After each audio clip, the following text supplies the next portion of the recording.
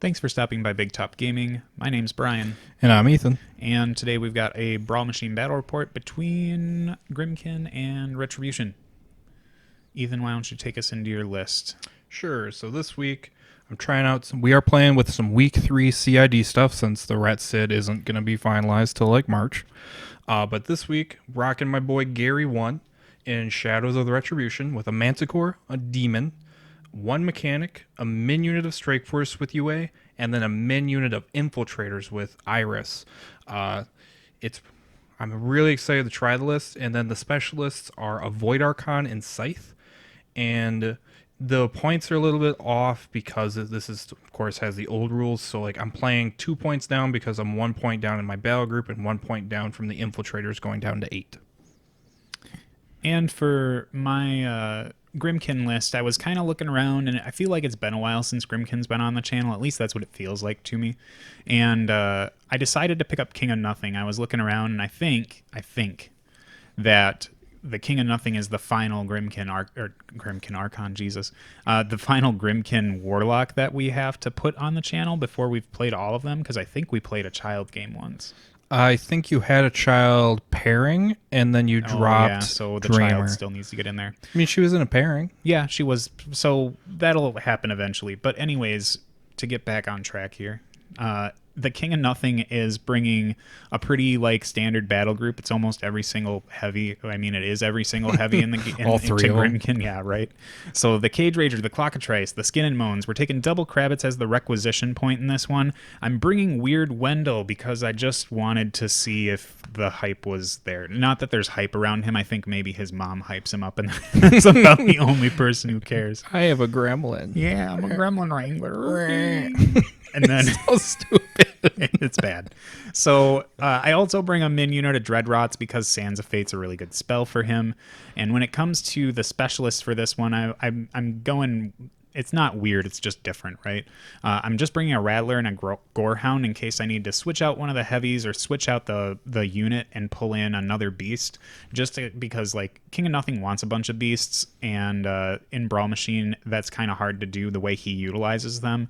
So I just wanted to make sure those extra pieces were in there in case the Dreadrots just aren't long for this world.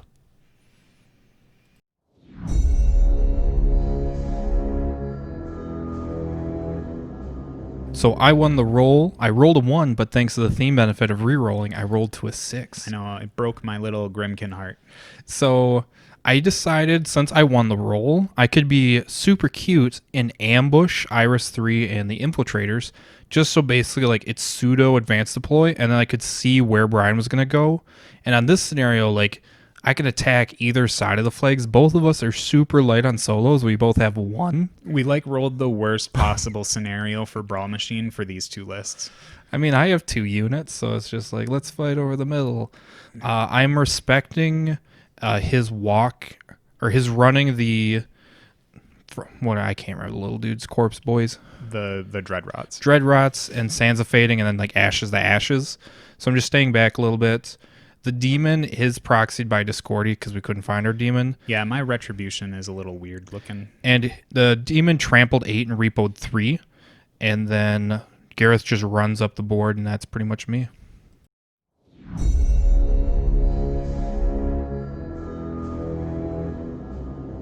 So for my Arcana, I have to take Taste of Ash, which is a really good Arcana. At least it feels like it should be good. But at Brawl Machine, it's still a little wonky. But I also ended up taking Pandemonium and Ruin. Ruin because I do not want to get Crippling Grasped or Gate Crashered out of the middle of nowhere. And Pandemonium I take because Ethan's got 2 units, so it seems like a good Arcana to take. So my deployment is pretty, like, it's kind of spread out a little weird. I have this, like, fantasy that I might actually score a point. So Weird Wendell, who is actually Weird Alice right now, because I have not bought that model yet, and it probably will be a while before I do so. She ends up walking up to the flag here to hang out, and I'm trying to fish her back and forth because I don't want to get hit by the Manticore, and I don't want to just get randomly charged by all the Infiltrators. So then I decide to have my Cage Rager run up beside Weird Wendell and just hang out there. I know I'm in in ambush range of the infiltrators, but this is Brian living in not CID world for Retribution, and I'm like, whatever, they're just going to bounce off him anyways. So next up, I end up running the Skin and Moans up the middle and riling it up full because I realize I have a caster with clouds, and I actually need to get Fury out on the table. So that's where he sits. The King of Nothing goes behind the wall here because the Mage Hunter Strike Force are something that I really do fear when I'm a 14-14 with 14 boxes.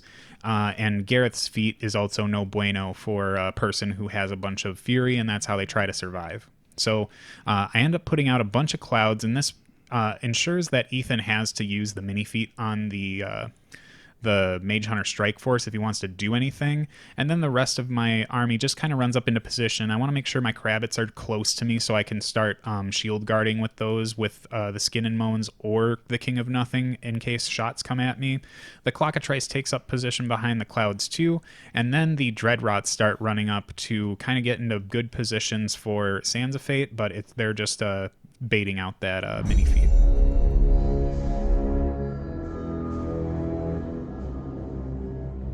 Yeah, I think I forgot to say there is a Manticore and an Arcanist chilling behind the building. You can't see it, but like the Arcanist is ready to go onto the flag and concentrated power or do anything.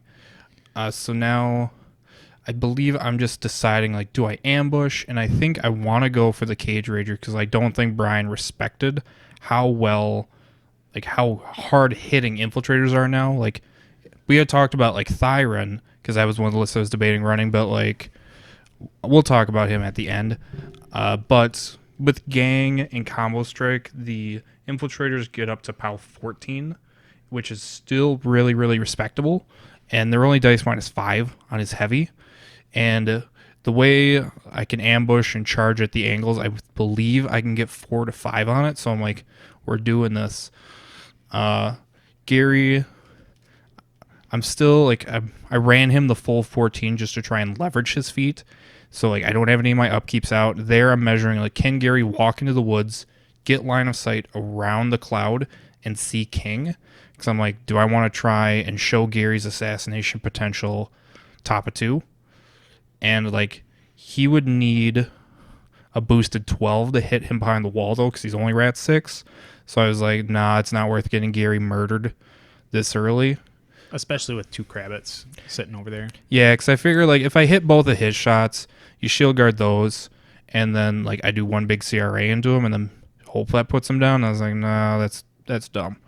Let's just play the long game, leverage Gary's threats, and then just stay out of the melee threats of his heavies.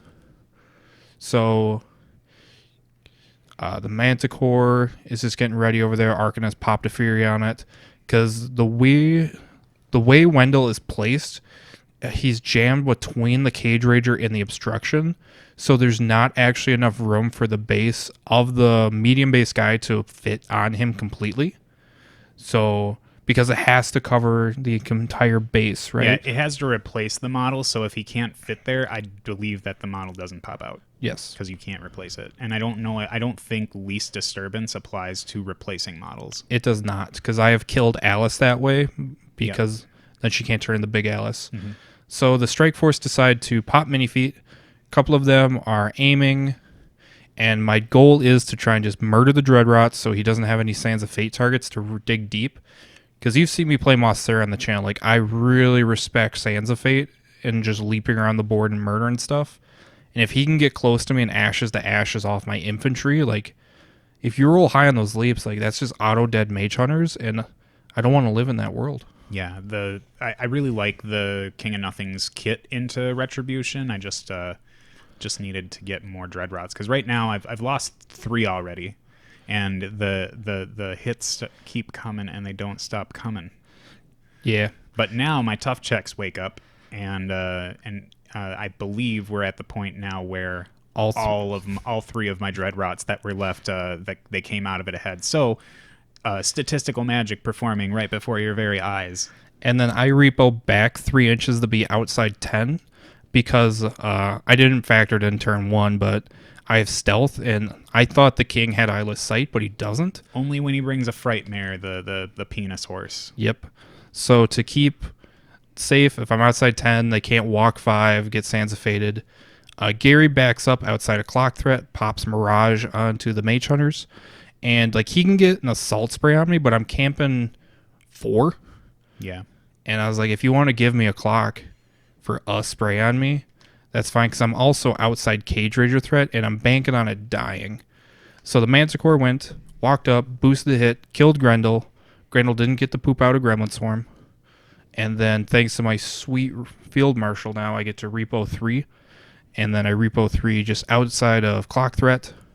Ambushers decide to go in and do some work.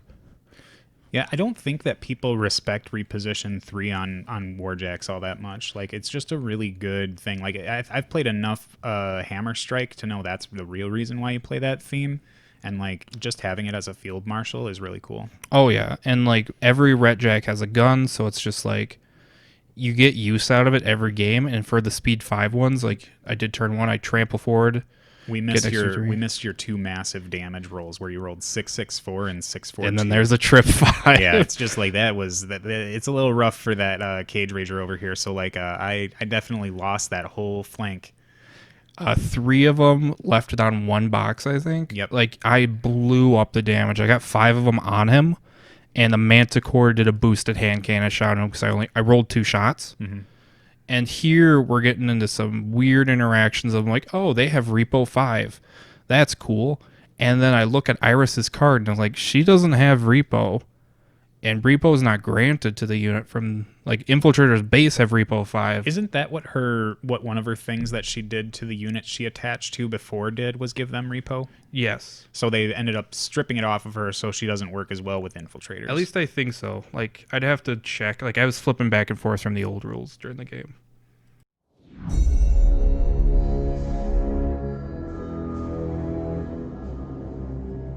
So going into turn 2 for me, I'm not super duper happy right now because my Dreadrots are knocked down. I don't have Rise or anything with them to get them up to start leveraging Sands of Fate because I really think those Mage Hunter Strike Force are ripe for the picking.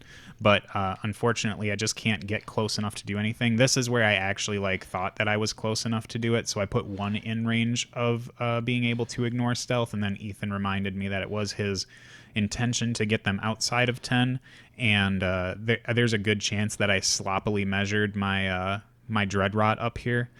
So maybe we catch that a little bit later. But right now, that's where he is. And, oh, no, we did catch it. Oh, it's worth noting you popped your Arcana, or your Trump. Oh, I popped Taste of Ash on the Risovas, and the reason why it wasn't that impressive is because it only killed 2 of them, I think. Yeah, you rolled a 1. And oh yeah, we couldn't find Brian's Infiltrators, so we used Rivas Defenders. Yeah, Risovas or Rivas. Yeah, Risovas. Many boys. Consonants. Yes. Yeah, I think Retribution is one of those factions where when you get it secondhand, because I've gotten it secondhand, it's like if you're likely to get a faction that is so poorly taken care of that you barely want to touch the models after you get them, I feel like it's Retribution. People just hate that faction when they own it so much that they just destroy their models. I don't know. I got a Cock Army secondhand. I looked at it and I was like, this is going in the closet forever. Yeah, there are some there are definitely some Convergence ones that do that. So anyways, instead of complaining about my ugly Ret, although my Mage Hunter Strike Force did come with their crossbow bolts pinned on them, and that's I was impressive. They even pinned the knife on the back of the Stormfall archers, and I was like, look at all that effort wasted on these. So we only missed a clock spraying and then putting up Animus and your whole turn. Yeah, I know. We ended up killing 2 Mage Hunter Strike Force, and I'm just kind of jockeying for position here. I want to block some line of sight from these Risovas charging into clocks, but then I realize they're not in range to do it anyways. So I really just want to try and get the King of Nothing up a little further. I'm trying to put down clouds over here so that maybe the Mage Hunter Strike Force can't see him, but at speed 7, those things are righteous, and they'll be able to just zip right through the woods and get lines to him. So I'm trying to figure out if there's a place I can put them to make it work, and I finally end up finding a spot where maybe I might be able to cut some off. But with Garryth's feet shutting off my transfers, I'm not super worried about camping a bunch. Probably could have dropped more clouds here.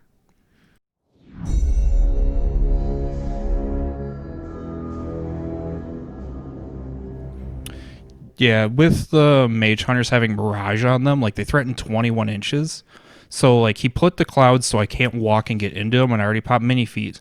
But I'm trying out new reworked demon for shenanigans, and there's where we're measuring. Like if I mirage and walk, I can get to where I can see out of the forest. I'll be within 3 inches of the edge if I upkeep mirage. A couple of them are close enough, but the back ones need it.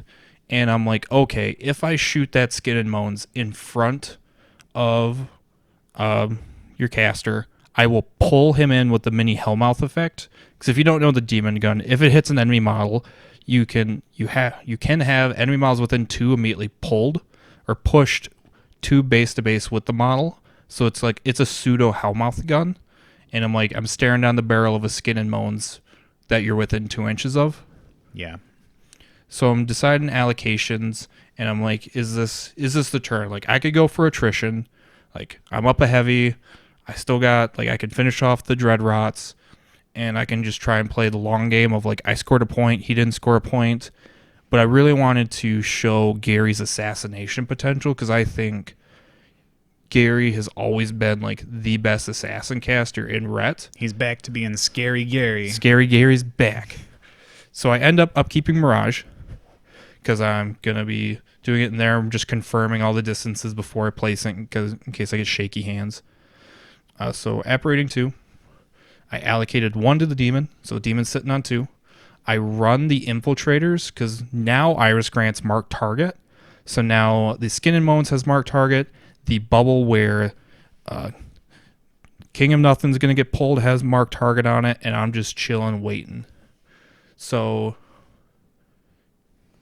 Gary goes, he charges, feats, and then with dual attack, I believe I'm shooting your caster, because there are Crabbits there, but he needs to shield guard these because it's a boosted POW 12 will just rock King of Nothing off the table. Yep, and I really wanted to hold on to one of these shield guards, so when you get rolling up on the second shot here, I believe that here I killed the Crabbit that shield guarded yeah. and you tried to Sands of Fade away, and I was like, no. Yeah, we this was the cool thing. It was supposed to be my sweet moment where you kill the Crabbit, and then I'm like, ha, gotcha, I get to Sands of Fade away. And then I remember that Garryth stops you from doing stuff, and then that didn't work. So now the King of Nothing's sad, and he's not happy. Yep, so I boosted the second shot into him, and then you shield guarded it because it's a POW 12. And then I boosted damage. And then I think these might be Mage Hunters just poking. Oh, no, you're fighting the Clockatrice. That's what it was. Yeah, because I had to do my charge attack into the clock, and I was like, whatever, I'll punch him with a POW 11 Weapon Master. Yep. So now the demon goes, shoots the Hellmouth gun. Before you get too far into this one of the things that I'll mention is that Clockatrice did put up its little time warp ability thing, its animus, so that it made it so that Garryth and the demon didn't have the greatest speed buff, but it didn't matter because Garryth get to where he wanted to anyway. Yeah, Gary speed 7, so going down to 5, he charged 8 with dual attack. So the demon shoots. I believe you save the shield guard because you know the strike force are coming. Exactly, yep. And it doesn't matter because I have reload. Mm-hmm. And with mark target and aiming, I'm going up to rat 10. So I need not snakes to hit. So now I get a boosted POW 12 on him. I'm rolling all the pseudo blast damage on stuff. So I'm doing some work to his heavies. I like how you have War Room up, but you're still marking the cards. I have War Room up for the Clockatrice, damn it. So this is whenever I play Grymkin right now, by the way, I lost. Yeah, Manticore moved up and pops. Whenever I play Grymkin, I rip these cards off the shelf right away because I'm set in my ways and I miss the days of cards, but I'm also very much your typical millennial and don't own a printer. So I have to use the one at work, which I can't use anymore because work isn't open. So I bust these cards out all the time, and I have to use the War Room app for the clock. And then I ask you how many boxes is this heavy left, and then you have to count. And it's okay, I'll wait 10 seconds. So for my sideboard, I ended up warping some things a little bit. I took out the Dreadrots completely because I think that Ethan has a really easy time dropping them, and that means that my Sands of Fate play becomes kind of off the table here, so I don't know if this is the greatest idea in the universe, but getting a Gorehound means that I have a Warbeast that's going to be stealth in most places, or wherever I want to, because I can just drop a cloud on it. And it's another piece that I can kind of harass Ethan's stuff with a little bit further forward. So I think that pulling out the Dreadrots and adding in the Gorehound should give me a little bit more versatility and the ability to scalpel out some stuff for Ethan, or at least be just a pain. And then for my sideboard, this was a weird one. Like, I debated back and forth. I opted out pulling out the Infiltrators with Eiryss to get the Void Archon and Scythe. And this is the play. Like, I just wanted this. I've never put no, I think I have played an Archon in Brawl. Yeah, you play Azalo. Yeah. I thought I had before, so I was like, this is my first time. You just recorded a game where you had Dunian Archons. Shut up. Real ones. I don't count Dunians as Archons because they're free. But I put in the Void because I was like, okay, I won game 1. If this plan goes to shit, game 3, I'll just cycle back to what actually works. I just wanted to try out a Void Archon and be like, here's some sprays on my feet turn too. Sprays and the armors. Yeah, and Grievous Wounds or Entropic Force and stuff. Because we looked it up and Brian could switch his Arcana mid-game or in between the rounds. Mid-game. Not mid-game. And technically, since we're in the middle here, we rolled the dice to go first before he picked Arcana. So I was like, you shouldn't get him. I know, yeah, right. The game has started when we roll. Game state broken. My auto takes of Pandemonium and Ruin. So what did you switch to this time, though? Oh, yeah. So I took out Pandemonium this time because I felt like I was being skeezy because I knew Ethan was siding out his his Infiltrators. Such a jackass. His Infiltrators. And I was like, well, I want to drop Pandemonium now because they're not in there, but that doesn't feel right. And I was like, no, wait, I get to see you before the game starts after deployment to do my Arcana, so I can take out Pandemonium. I know, you justified it to yourself by using the rules. I know, right? Such skeezy. Like, how dare you play by the rules to actually take advantage of them? So I ended up switching that out for Desolation because I feel like when Ethan moves up an Infiltrator, I might be able to get it with an Acid Bath. You mean a Strike Force? Yeah, that thing. They all look alike. Yep.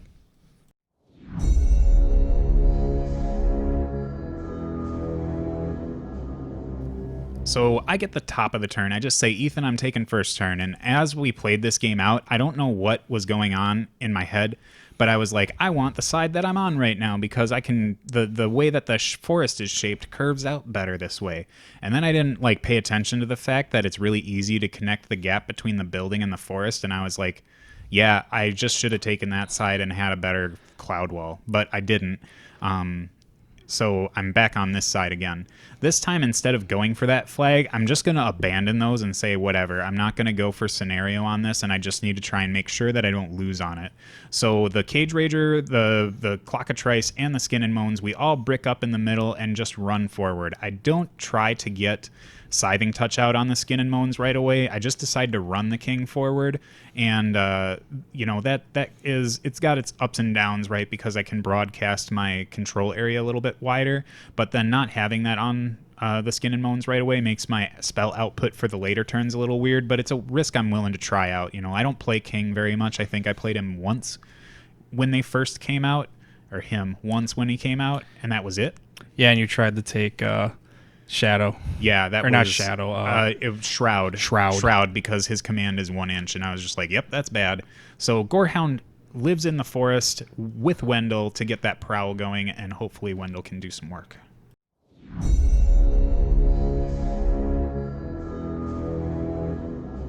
I noticed Brian has abandoned the flags, so I actually have the Void Archon and Scythe deployed to the top, and I'm going to actually try and force him to brick off, and that's my game plan. I'm like, okay, if I put the Void Archon on my flag and Scythe runs wide to get to his flag, he's gonna have to turn around, and he doesn't have a lot over there that can just nonchalantly turn around and deal with it.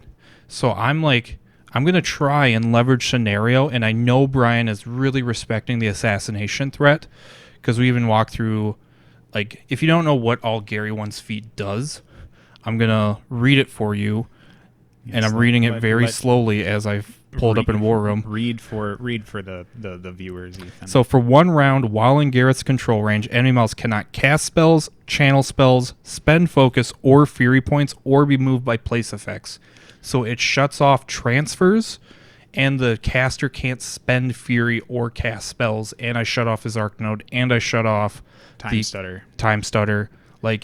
Gary 1's feat is super legit. Like, the one thing it doesn't stop is beasts forcing. So, like, you can't let him. And I hate when people are like, oh, he doesn't shut down beasts. It's like, don't leave Gary in charge range of a heavy. Yeah, that's a good way to lose your caster. And now that he has Repo and Gate Crash, like, he should never be in range of a heavy. Yeah, I think the changes to him were really nice for the CID. Hopefully he comes out the same. I feel like, never mind, we'll talk about that later. But, so you have decided to not call my bluff on this whole popping Mage Hunters right away to get Gorehound.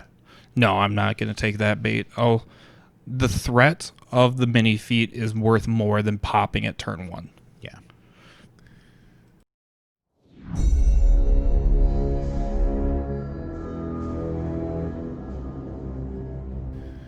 So top of 2 comes around for me, and Ethan's kind of played a little bit more coy with things. So we kind of have this we have this standoff in the middle again of my battle group against his battle group, where he is just outside of my threat, but I'm very much well within his if I ever want to do anything in this game.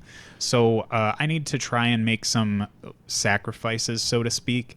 And one of them is going to be doing the same thing I did with the Clockatrice last game, and maybe, hopefully, I can just get a little bit more value out of it this time around.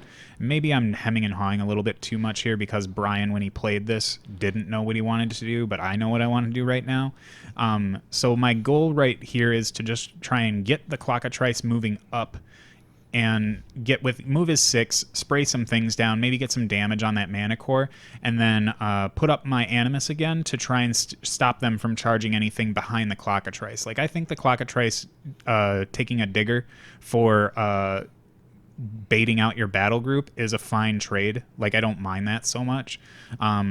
Especially when I want my War Beasts to die anyways. Not like I want them to die because, yes, take my 14-point heavy or whatever. Well, and I would have to pop feet to stop the clock from starting out of melee too. So it's like you're baiting out my feet. Like, do I want a feat to kill a clock or do I want a feat to kill your caster? Like, exactly. That's a tough call. They're choices that you need to make. So the Skin and Moans comes up behind the Clockatrice and stays out of threat range of at least one of these. I think it was the Manticore that I couldn't stay out of threat from, but he would need to come in to kill the Clockatrice anyways.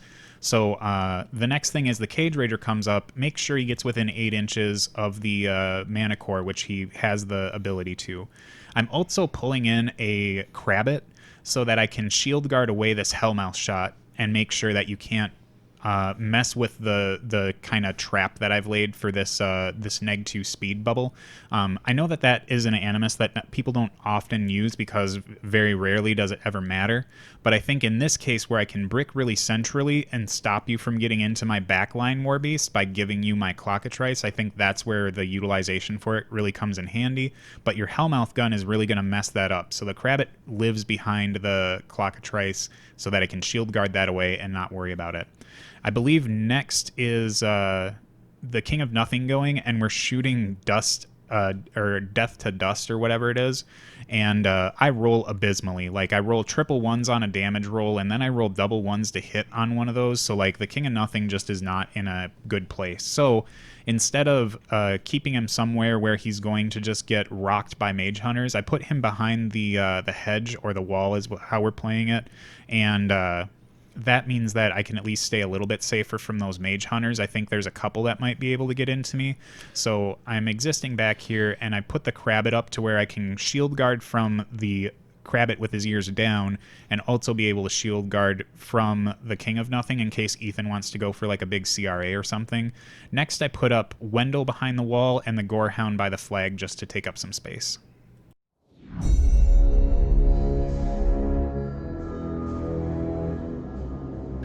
So going into this turn, the first thing you'll probably notice is like everything's going super speed, and that's because we had to speed up this turn a lot because, like, disclaimer, this is a really long turn. Like, I'm going deep. Like, I got plan A, B, and C to trigger like one of each of the Arcana, like baiting them out, doing work.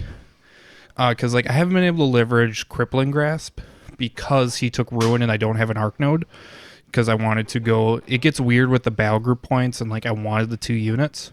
So my plan is like I can have the Strike Force, shoot the Gorehound, kill it, and then maybe bait out his stupid Ashes to Ashes one. Taste of Ashes. Taste of Ashes. Ashes to Ashes is the spell.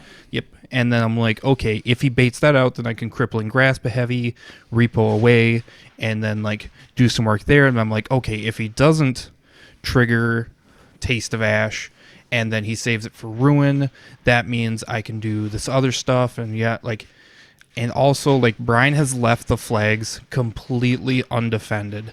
My Void Archon is on my flag, so I'm also in the boat of like there I'm seeing if it can line up a spray. Like if I aim and spray just a Cage Rager just for some damage, Scythe runs to his flag, I will automatically score 2 points, and then he has to deal with the flags. Alternatively, if the Void Archon moves up, sprays the Crabbit that shield guarded earlier, it is like, or it hasn't shield guarded yet, like I'm debating, do I bait out a shield guard with the Hellmouth gun to try and do work to a Crabbit? That way the Void Archon can walk up, line up a spray, and then teleport back to the flag. Or even Scythe, who is in range to walk, shoot, and then run and gun to the flag. So like I have all these vectors and I'm trying to bait out everything. But like you just kind of get into overload with Grymkin of trying to bait out Arcana. And I feel like that's what made this turn just take so long. Yeah, you ended up getting not analysis paralysis because like you weren't stuck trying to think of something. You just had a lot of options to weigh and wanted to make sure you could like complete the flow of how you were going to execute them. Yep, like I wanted backup plans in case he popped an Arcana or if he didn't. Because like the worst thing that happens is when your opponent pops an Arcana mid-turn on you and you're like, well, shit. Yeah, you like forget about something. So worth noting, the Gorehound's been taking some shots, but Wendell took a shot too and ended up you ended up missing, so I dodged out, so I ended up getting out of one Mage Hunter's threat. So you just ended up putting the rest of the shots into the Gorehound there. Yep, and like I was debating going for Grendel because like I was like, oh, I can hit this, and then the second the last one missed the Gorehound and it came down to the last guy hitting the aiming 6. Mm-hmm.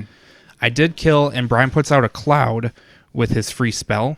I repo 2 Mage Hunters for to contest his flag just so he can't trivially score it with Wendell. And like the Cloud is hampering my style a little bit, but I can still charge the Cage Rager or I can do Hellmouth shenanigans. And this is kind of what throws a monkey wrench in my plan of like I had all this stuff laid out and I was like, okay, now I got to deal with the Cloud. Yep, this is like no matter how much time you take against Grymkin, there's usually something that they can do that just really has to make you re-strategize what's going on with your turn. Mm-hmm. And there I'm saying like, okay, if the demon walks sideways, I can get a line to the Crabbit, shoot the Crabbit, and then try and bait out the back shield guard or deal damage, and then like line up and get it so the Void Archon can kill stuff. So I opt to just walk into the Cloud because since I'm not living, I don't get -2. I miss the Cage Rager needing a 5. Or no, I'm at 6. So I needed a 4. I roll a 3. I hit, I reload, hit with a 4, and Brian opts to shield guard. So now we're just like lining up the poles and doing all that stuff. Yep, and that is solely what that Crabbit's mission was, to exist as a shield guard to make sure that you can't pull me forward with anything. And now I think there's some definite discussion on or thoughts on whether you can get to like the Skin and Moans ever if you do get the Clockatrice right now. Yep, so I can still, I'm barely still in charge range of the Cage Rager, and I can go around the clock, so like I can get it with the Manticore even at speed 4 because I charge 7, threaten 8, and like Gary's still there, so I'm like, okay, do I still try and bait out his Ruin with Crippling Grasp? And I do. I go for the Crippling Grasp. He ruins it. And this was maybe a slight misplay on my part. I know that Ethan's trying to line up a charge on the Cage Rager, and I should have just used the Corpse Token to Arcane Vortex it. Yeah. I think we both forgot, and like there's a lot of checks and balances with Grymkin. It's not a faction you can just pick up and go for. Mm-hmm. I think we both we had discussed Ruin, so it was like in both of our heads like Ruin is what's going to happen. Yep. So the Void Archon charges. I line up a spray, and like I do the charge attack, barely hit because he's def 10. Damage is okay. Second in melee initial does okay. Now the spray misses the damaged Crabbit. Yeah, he's got 2 boxes left and you missed him. Yep. So I hit the back one. So now I can't teleport back to my flag. Yeah, because you left the other one on a couple boxes too. Yep. So Scythe moves up, shoots the Crabbit, hits. He shield guards it to the one that the spray did hit. So I kill it. I can run and gun.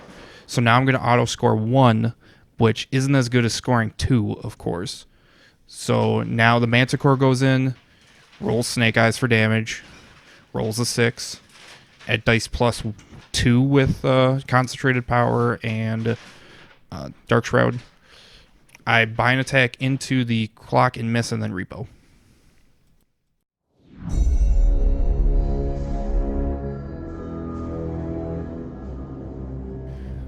So I think that turn went pretty well for me. Like the popping down the burning ash cloud so that Ethan couldn't get exactly what he wanted to out of that turn was pretty clutch, I think. You definitely were able to work around it, but I think that it definitely presented some difficulties for you in terms of trying to rework your turn. So over here now I get to live the glory moment of Weird Wendell actually doing something. And all he does is, for 4 points, shoots a Mage Hunter and kills it. But he did get to aim and ignore stealth for that, so it was cool. Like, I do think I might begrudge Wendell more than what he deserves, but, like, he just really is not good. I mean, he's a Gremlin Swarm for 4 points. Like, that's what he is. He's a Gremlin Swarm that you can't kill until you kill Wendell. Yeah, maybe at 75 he's better, but like for 4 points you need to be doing a lot, and he just didn't do much for me here. In Brawl, he's a way to get a cheeky FA2 on Gremlin Swarms. Yeah. So next up here, the Clockatrice is going to go in and boost a hit into the Void Archon and then boost damage, just because I figured it was a little harder to hit, so I might as well boost it. I boost another initial, and then with that damage roll, I get the Void Archon to the box. I end up taking another attack into that Manticore and do a crap ton of damage with that roll. Or you actually miss. Oh, yeah, no, that's right. I missed to hit you because I thought you were 12s, but CID put you to 13. And then my damage roll, I rolled it before I realized that I missed and rolled boxcars. So it would have done a truckload of damage, but you got a buff that actually really mattered a lot there. Yeah, Def 13 on heavies when you're Mat 6. So it just means that my Skin and Moans has to come do the work. I was really like hopeful that maybe there was a way that I could get the Void Archon without having to utilize the full Clockatrice attack stack. Like maybe I could have used the Crabbit to maybe put some punky attacks into the Void Archon and maybe get it, but that would still be like a big ask. Anyways, the Skin and Moans just says, okay, we're going to take a heavy. We take a Void, we take a heavy. I feel like that's okay. So he goes in and starts putting attacks in and does all right. We end up scalpeling the movement out early, so it means that we don't really need to start worrying about hitting, because right before this it was like a little dicey. So we end up getting him out of there pretty easily with having extra fury to spare on the Skin and Moans, and he does have Scything Touch for what it's worth from the previous turn that we might have missed me casting. But here I have the Crabbit in shield guard range with the King of Nothing, but I have to actually move it to contest the flag or else I just lose.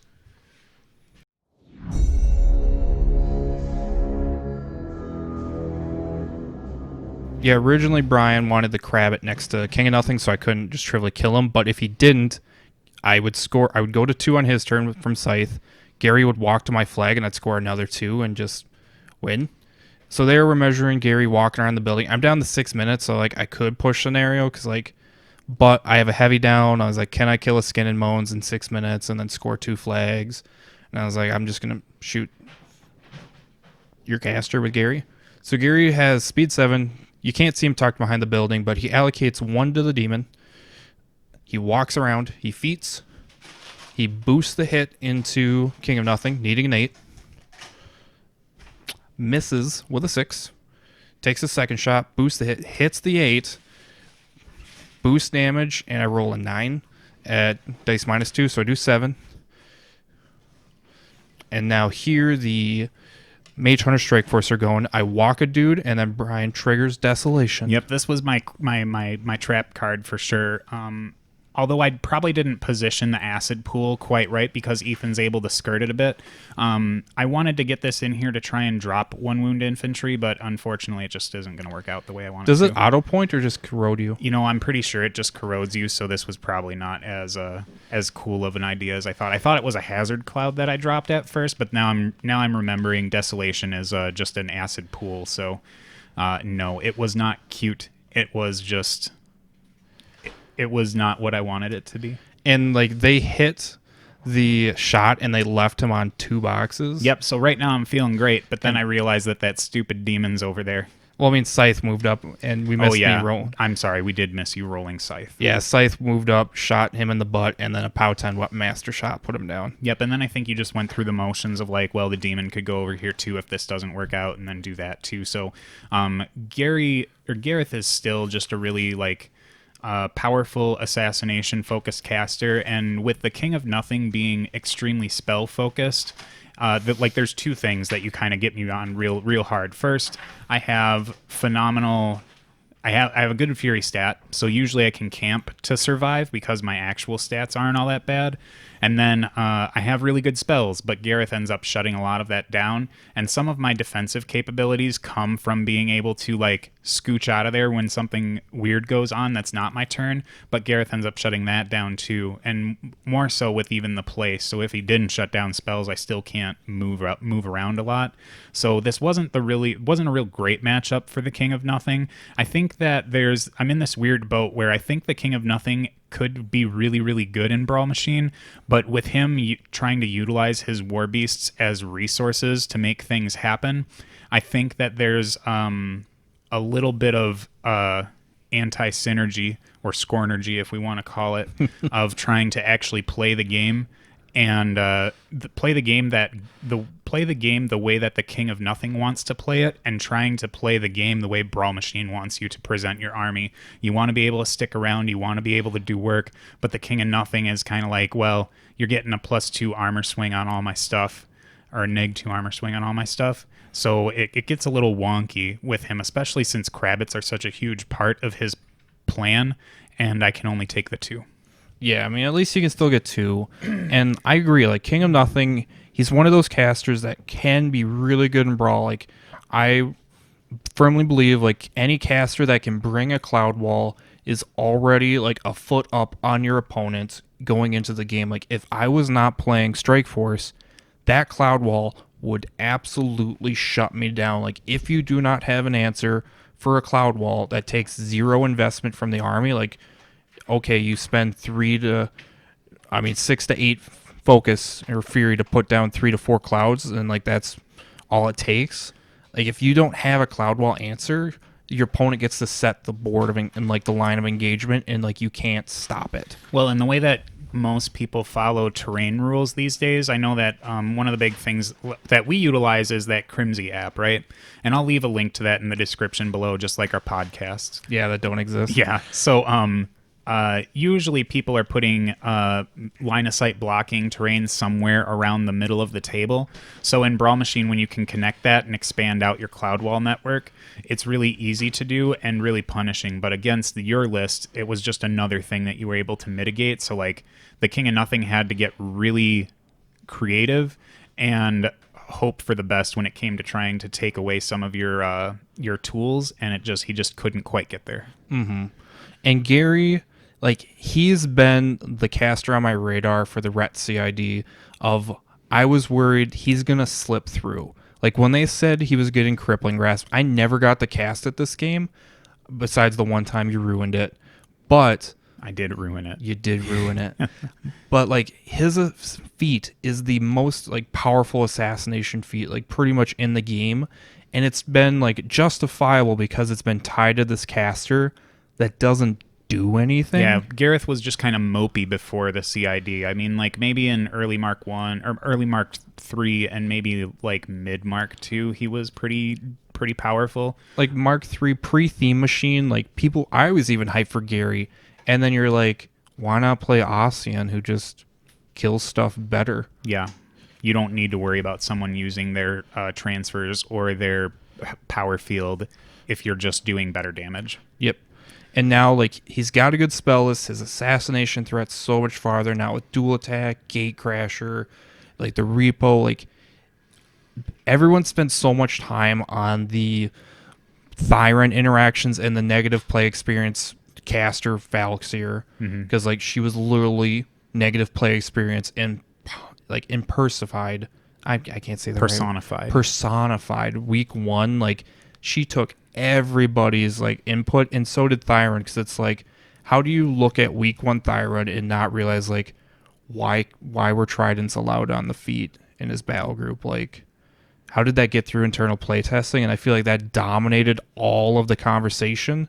And then the Scornergy with the Mage Hunters of like, okay, the UA grants Dispel, so let's kill our own UA so we can't strip Crippling Grasp, because that's working as intended. Yeah, I feel like it's kind of similar to what happened with the Legion CID, where people were really like really hammering on the Blight Archon so much that there were some things that ended up coming through CID that maybe they might be a little too powerful. Like, I do think that there's a legitimate argument to be made that Bethane 1's feat is probably too powerful on Thrones because it wasn't allowed before.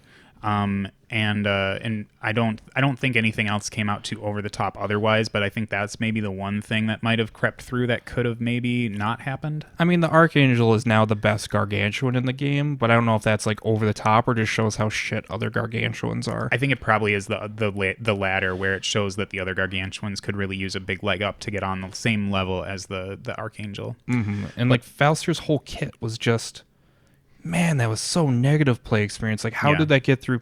I'm not gonna bitch about it because like it was bad. Like, and then like they nerfed it, and then people were like, oh, now she's unplayable because she doesn't just shut down your opponent's army without ever making an attack roll. Yeah, if there's she playable? If there's one faction you have to tiptoe around to make sure that they don't like lose their minds on nerfs, it's Retribution. Like, the troll players, I think there were maybe some vocal players who were very loud when it came to like the week 2 stuff where troll CID got like kind of not great. I mean, like, Gunbjorn's feat basically became non-existent. But then when week 3 came around, things were fine, and most people were back on it and being like, yeah, this isn't bad. I think the changes they made were good. And Gunbjorn, I think, is still a really good caster after the CID. Oh, yeah, he's still phenomenal and just shuts down a lot of lists. But when you look at something like Ret, where like every nerf just like reopens a 3-year-old wound, like that's one where you really want to tiptoe around some of their feels. Because they all are like, well, we want stuff that doesn't play Trident, so like we want this, and then we're like, oh, we got something really good, and she was just another Trident caster. Yeah, but I think that's just one of the weird things with the Trident in general. But that's probably that's a toilet bowl issue into Retribution in general, where like Forges needs to be lifted up a little bit, and I can't even remember what the theme's called where you use House Guard. Defenders, yeah. I don't even like, that's the thing. Like, there was a list for a hot minute where you brought 3 of them, and 3 units of halberdiers. Yeah, and then that was it. Like, the list just doesn't exist anymore. No, because it's just Tridents and Friends, and now like the Defenders did get some love, so now it's like, okay, it's Defenders and Shadows. That's what was being played before. Woo. But like, and I didn't want to play Foul this week because like there's got to be more internal play testing on her tokens and stuff, and like that could be a whole episode about just bitching about those tokens and the negative play experience with them and how like it just took your opponent out of the game. But we'll have to see what they do with the internal play testing. And Thyron, he's in a good spot, but like he literally had Madrak 2's feet and Makeda 1's feet duct taped together, and they were like, this is fine. And then you read battle reports even now of like, Mage Hunter Assassins, 8 points of them kill every single opponent's infantry model because that's just what they do on feat turn. Yeah, and that one stings a little bit just because Madrak got tapped really hard for doing things like that, and then they just decided to reintroduce it back into the game. Yeah, like his feat is literally a better version of Madrak's. Like, you get Killing Spree instead of Berserk Overtake, so you don't kill your own dudes, and you get boosted the hit with all your attacks. Like, it just turns stuff into a meat blender. And then you take things like Infiltrators that have 2 attacks, sidestep, and you can put Fury on them for combo striking POW 17s. Like, I know you can't like combo strike off the killing sprees, or like you can't killing spree into combo strikes, but now you're still punching at POW like 15s without gang with Fury or POW 17s with it. And it's just like, bleh. Yeah, I think though it's POW 9 up to POW 12 up to 14 with gang and Fury. And that's respectable. I think one of the great things that seems to be coming out of the Ret CID right now is that at least Retribution players are getting and I know that you're gonna shun me for this a little bit, but I feel like they might have gotten just a little bit more diversity introduced into their kit, because I do think that Garryth is legitimate at a 75-point level and not just in Brawl Machine. And when the new caster comes out, like, Privateer Press wants people to use it, so I imagine that they're going to try and make it so it works and not work too well. Plus, I think that there's a slight argument to be made that one of those lists is really good without tridents. Well, I mean, yeah, if you play in Shadows, you don't get tridents. That's your list that you don't get tridents. I know, like I said, it wasn't going to land real well. The problem is, like, tridents are still, like, if you're not playing in Shadows, all the other changes, like to the Defender's Infantry, is good. Like, that stuff is nice. Quality of life. The Jack changes, nice. They're all still an afterthought to the first 32 points of your list are tridents. And then the infantry are just the afterfill. And the Jacks, you'll probably take double Manticore now. I do think the Manticore has become the juggernaut of Retribution, where it's like, for the points and for the efficiency, that seems like the go-to thing. Yeah, like, it's a POW 17 heavy. Like, it's good. And it's like, the gun is still, I hate D3, but I wanted them... either way, like, I wanted them to either make it a gun jack or a melee jack, and now it's just a melee jack that has a covering fire template. Like, yeah, that's good. No, that's great. I mean, it reminds me a little bit of like Menoth jacks in the old days, where the like having a gun and having melee combat output was really nice. But now we've got the Retribution stuff where you have mostly melee potential and then a little bit of gunfire.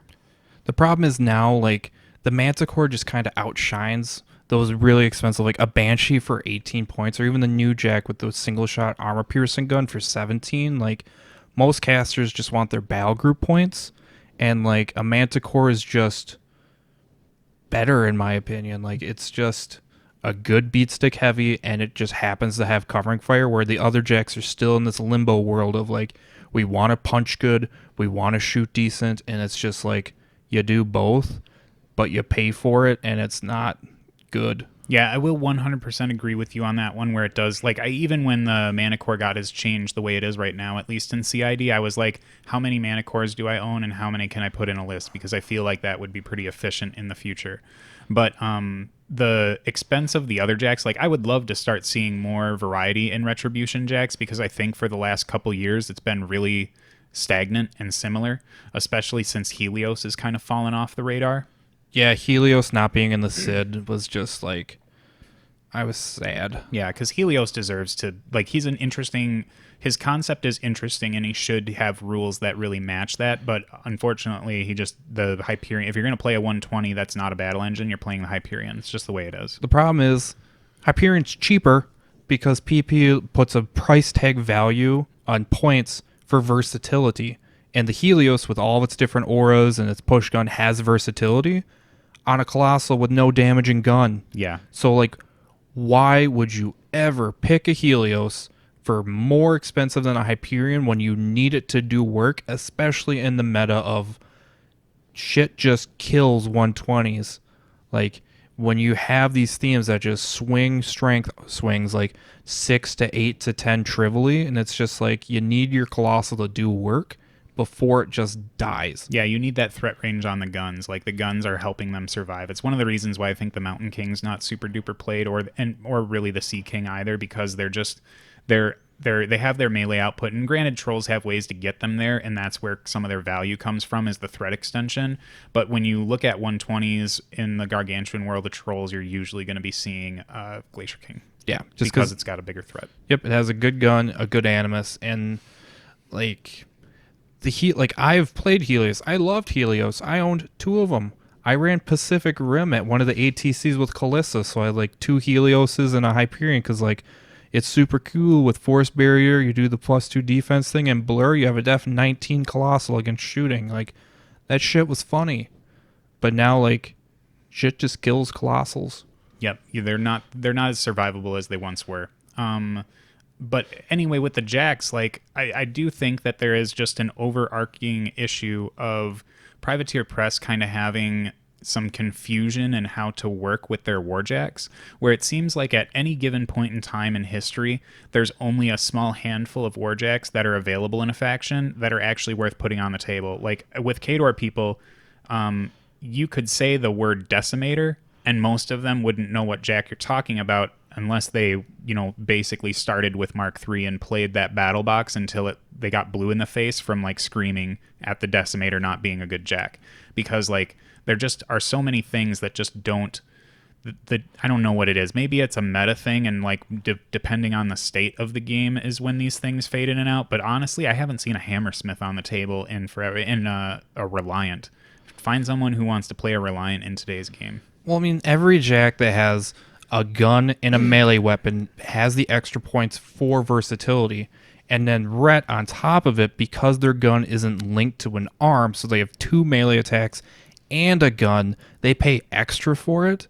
And those extra points just add up. And it's just like Ret heavies have been bad for a while because like they were already bad. And then the lights came out, and they made heavies look like absolute dog shit. Like, those Vire lights were ridiculous how badly they made the heavies look. And now, like, the Manticore is just the best heavy. Well, and then Ret's got that issue where they still have the problem where they can't mix jacks, right? In Forges, you can't take the good... Like, you can't mix jacks in the jack theme. You can't mix jacks in the jacks theme, and you can't take the jack that extends range on magic attacks in the theme that runs dudes with magic attacks. So it's almost like Retribution's the new Scorn. Oh my god, they are. What's like Ret? What would you say? Ret Ornergy? Retornergy? That's Retribution Scornergy. It just doesn't sound right. Like Ret Ornery. We're gonna have to think of a new word. Renergy? Like that week 3 of Sid when everyone's like, well, Wardens are bad. Might as well give them set defense. Yeah. Like, set defense has become the meme for rep players of, like, okay, this unit's just dead to us because it's like, oh. Battle mages, yeah. Battle mages get set defense. Who gives a shit? Give Warden set defense. Who gives a shit? No, I still have faith that Privateer Press can crank out some decent rules for the Retribution CID once everything is said and done. Like, I do, like, looking at the last few CIDs where things kind of went, like, belly up a little bit in the Legion one, just a very slight little bit in the Legion one. And then the Troll one had a complete dud week and then ended up coming out pretty good at the end of it. So I feel like Retribution is close to it, but I know historically they haven't always emerged from their CIDs in the best space, but I'm still optimistic that things look good at the end of this. No, I agree. Like, things not to be always doom and gloom, because I'm very pessimistic about everything, because everything sucks and everyone's awful. But, like, the Ret stuff could come out good. It's just there was so much time wasted fixing Thyron's feet and fixing Fal's tokens that, like, it just took away from everything. And then, like, you can't address, like, the jack problem in the theme without addressing the elephant in the room of tridents, because tridents were just better jacks. Exactly. And it's funny that when you say that, because, like, yep, they charge better, they shoot way better, and they survive better. Yeah. For roughly the same points. They're cheaper than some of the heavies. Like, yeah. When you look at a Banshee compared to a Trident, then why would you ever touch it? Because you want crit Grievous wounds. Now that it has straight Grievous, thank Christ. I hated that crit effect. Crit effects on weapons are just not good unless it's crit pitch. And even then, like, it's just crit effects aren't very... We're going all over the place with this discussion. Yeah. We should probably nip this in the bud now. One of these days, we'll try and, like, come up with a rant framework so we can be like, we're only gonna complain or rant about these specific things, because honestly, like, Ethan and I both really enjoy this game a ton, and I know that one of the things we do a bunch is criticize it because we do want to see it in a good spot. Not that we think that it's in a bad spot. It's just that there are things that could be fixed that could make the game better, and we want to see that happen. So it's not to say that we're anywhere near doom and gloomy people and part of the Is Warmachine Dead community, but Warmachine's super fun, and I have faith in Privateer Press kind of altering the things they need to make it better. I mean, we've seen every CID kind of come out good. None of them have flopped really so far. It's been a while for a flop, but Yeah. that's a different discussion about CIDs. And I know, yeah. We'll have a whole discussion on CID one of these days and try not to toilet bowl too much. But anyways, thanks for watching this episode. If you're a fan of Garryth and assassinating with Retribution, this is the game for you to get that inspiration, to get those juices flowing, and hopefully Garryth kind of comes out roughly the same where he's at right now. I don't feel like he's too overpowered, especially at 75, but in Brawl Machine he does feel a little oppressive, especially when you see someone who's like, here's my defensive rules. You crap on all of them. basically, it's like, do you have enough shield guards? Because, like, Gary can kill casters with just his own guns. Like, if you didn't have the shield guards, like, do 2 fully boosted hand cannons kill King of Nothing? More likely than not, it's dice off 2, so you average 7 on those. Yeah, they 100%. Yeah, boost. Well, not 100. They 50% kill them. Yeah. Like, that's really freaking good. Like, man, that feat's so good. I love Gary. It is a good time. I wish I had had an arc node. Yeah. Well, thanks for tuning in and sticking with us through this. You could have stopped as soon as my caster died and avoided all this, but I mean, at this point, like, if you listen to these videos, you know, like, we're just gonna bitch nonstop at the end about stuff or go off on a tangent. Yep, we're always going off in different directions. We're like a laser in a room of mirrors. That's deep. It is sure deep.